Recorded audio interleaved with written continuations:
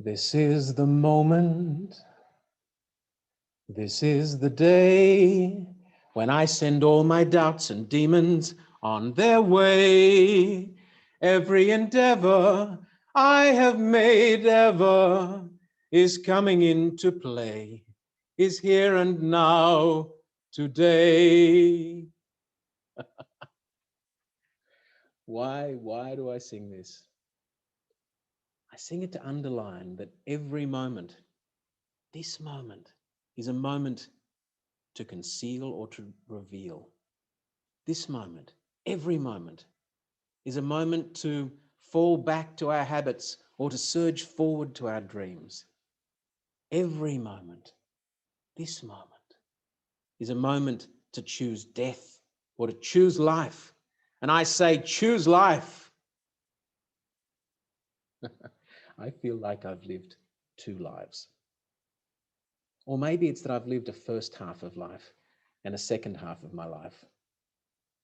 The first half of my life, I stumbled along unintentionally. The second half of my life, I choose to live with purpose. Have you ever felt lost and you felt like you needed a map or a tool to help you navigate the second half of life? Well, that's what we're here for today. I had a really fortunate first half of life.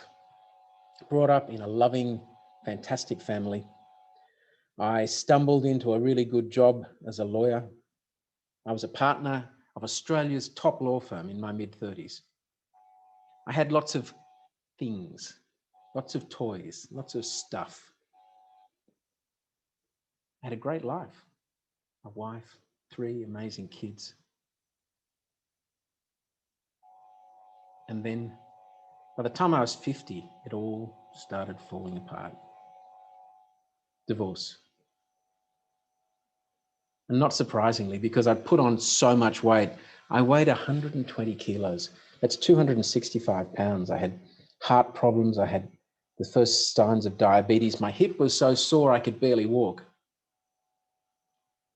And not only that, my law firm, one of the oldest in Sydney, which was established over 130 years ago, collapsed in a matter of 2 months when 20% of the partners decided to go and join another firm.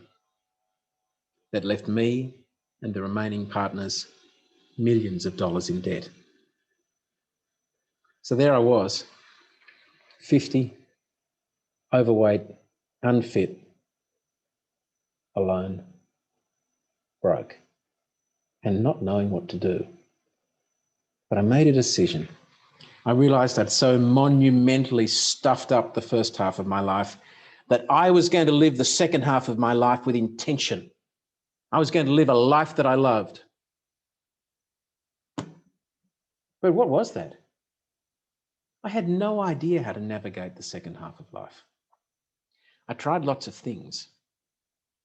I went to Burning Man. I tried clothing optional workshops. I tried ayahuasca. And that, my friends, is an eye-opener. But it wasn't till I discovered the 5 steps, the 5-step framework that I'm going to share with you tonight, that my life really started to turn around. Have you ever felt like you're all at sea, lost and not knowing where to go?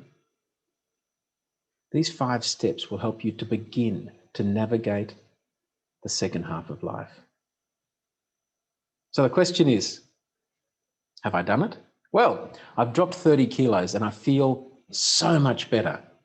My heart condition's under control. The diabetes has disappeared. My hip's feeling so much better that I'm now tango dancing. And more than that, I've paid off the debt. And in the process of massively downsizing and simplifying my life, I've discovered that I don't need nearly as much as I thought I needed to be happy and satisfied in life. Now, maybe it is that life hasn't come up and slapped you in the face yet, but it will. It will. Whether it's a health challenge or a financial challenge or a relationship challenge, these things will happen. Because all of life follows a sigmoid curve. It follows a process of preparation, growth, peak performance, decline and irrelevance. Decline and irrelevance. Now, maybe you're at the point of decline and irrelevance and you desperately need to create a second curve. Or maybe you're at the point of growth and peak opportunity. Well, my friends, that is the best place to be to create your second curve, because you have the time and the energy and the resources and the network and the passion to do it. The time for change is now. But here's the thing about change. Anthony Robbins says, how long does it take to change? A heartbeat. How long does it take to change? An instant. Change is simple, but it's not easy. And to make lasting change in my life, to navigate, to live an intentional, purposeful life that I loved, to begin, I needed these 5 steps that I'll outline for you now. The framework to navigate the second half of life. Now, over the next 5 weeks, I'll go through each of these 5 steps in detail. But tonight, I just want to give you a taste. And for that, I'll need my trusty whiteboard.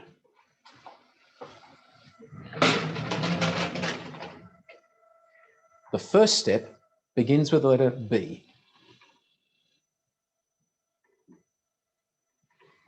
Now, as is obvious, the first step is blow dry. You need to grow your hair ridiculously, insanely long.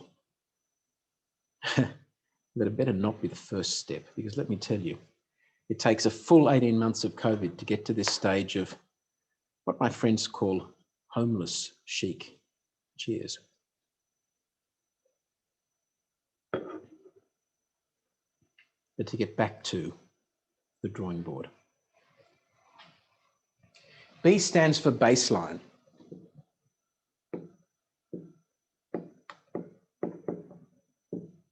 To start this process, we need to ask 2 incredibly important fundamental questions. The first is, where am I now? Anytime we want to navigate, we need to know where we're starting from. So we'll go through a process to really look at the dashboard of our life. How are we going in all the different areas of our life? And really, honestly examine, where are we now? And the second question to ask is, how much do I really need? And get this, here's a spoiler, it's less than you think. We'll go through a process, and yes, it will involve budgeting to work out how much you really need. Because until you know the answer to that question, you can't move on to anything else. First step, B. Second step, E. E stands for examine.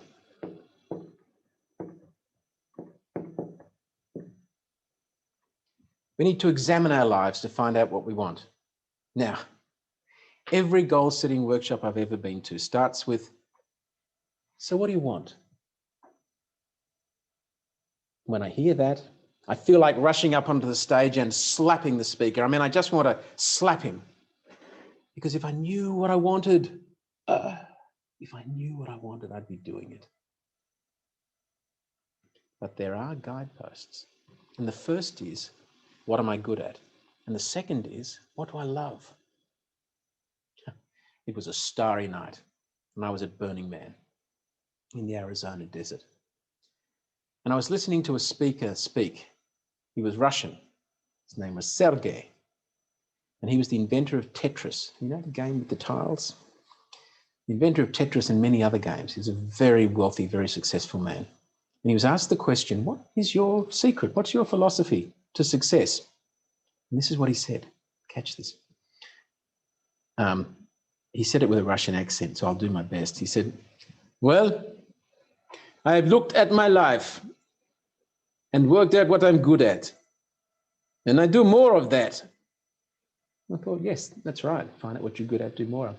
He said, and, I'm listening, tell me, and I find out what I'm not good at. And I don't do that shit.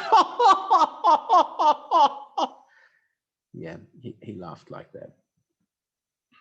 But that is the secret to success in all things. Find out what you're good at and do more of that. And find out what you're not good at and just don't do that shit. And how do you find that out? Well, there's a test. It's called the Clifton Strengths Assessment. You do it online, takes you about 20 minutes, costs you $40, and you get back a report with your 5 top strengths and your 5, they call them lesser strengths.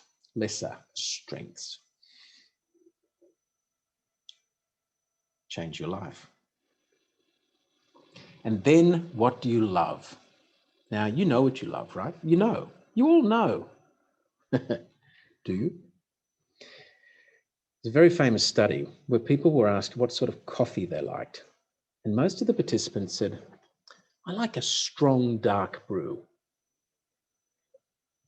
That's what I like too. I drink black coffee and I like a strong dark brew. But they then followed those same participants into Starbucks to see what they actually drank. And most of them ordered weak, frothy, white coffee with sugar. You see, we think we know what we love. We think we know what we want. But our lives tell a different story.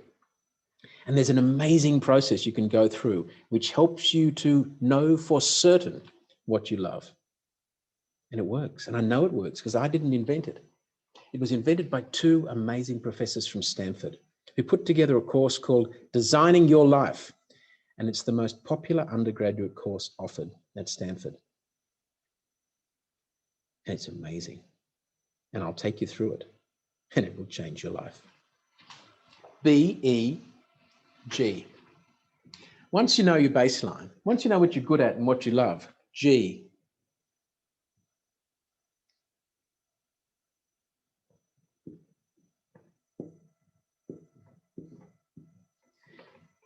Now it's time to let loose and have fun. Generate scenarios, generate prototypes, generate possible lives that you might enjoy. Now, some people have this view that it's like the angels calling out from heaven. Oh, they have a calling. There's only one life that they can live. And if they miss that one life, they've missed their entire purpose in life. I don't believe that. I don't think that's true. I think there are multiple lives that we can live which are rewarding and worthwhile and will be lives that we love. So here's the thing. Maybe when you generate the ideas, you come up with an idea that's completely different to what you're doing now. And that is fantastic. But maybe what happens is what happened to me. And I realized that I already loved the life that I was living as a lawyer. I just didn't love all of it. And I needed a side hustle to bolt onto my life to make it great. I needed to do education and speaking and writing. And I needed to find the time to do that and find a way to fit it all together. And here's the thing.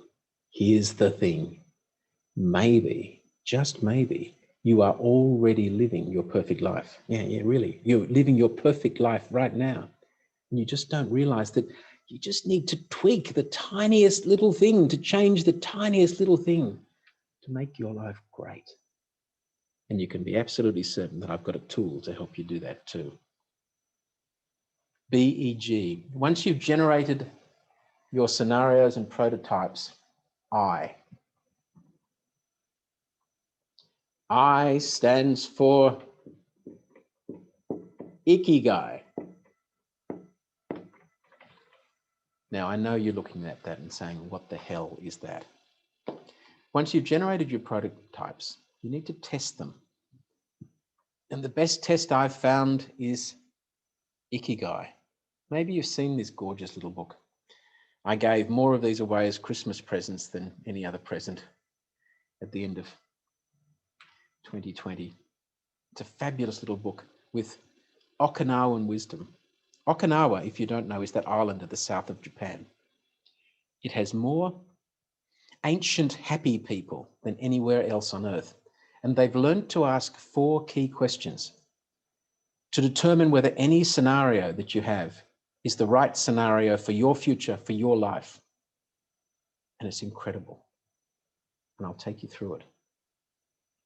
Now, can you guess what the last letter starts with? I bet you can.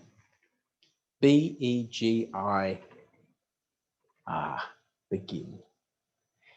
N is for now.